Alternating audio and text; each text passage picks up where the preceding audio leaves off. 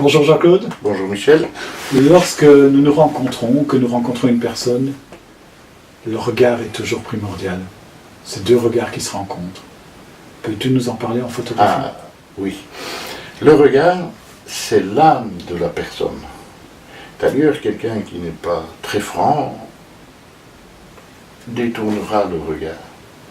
Donc la sincérité, pour nous, c'est le regard, l'âme de la personne, et ainsi de suite. C'est ses yeux et son regard qui sont en réalité l'expression de l'être. Tout à fait. Et c'est ça que le photographe doit essayer de traduire en premier lieu, et ensuite les jeux d'ondes, de lumière, et ainsi de suite.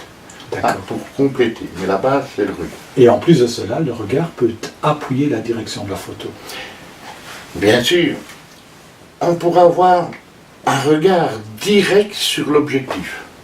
C'est une interpellation. Deux cas, il y en a beaucoup d'autres.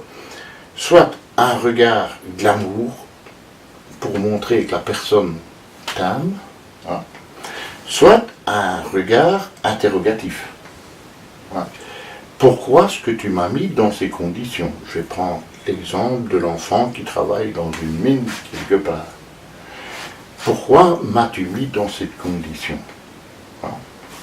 Mais avec son regard qui viendra appuyer cette interrogation. Donc tu as d'un côté, en un extrême, la personne qui t'aime et qui te montre par son regard, et l'autre qui t'interroge et qui te montre par son regard. Tout à fait.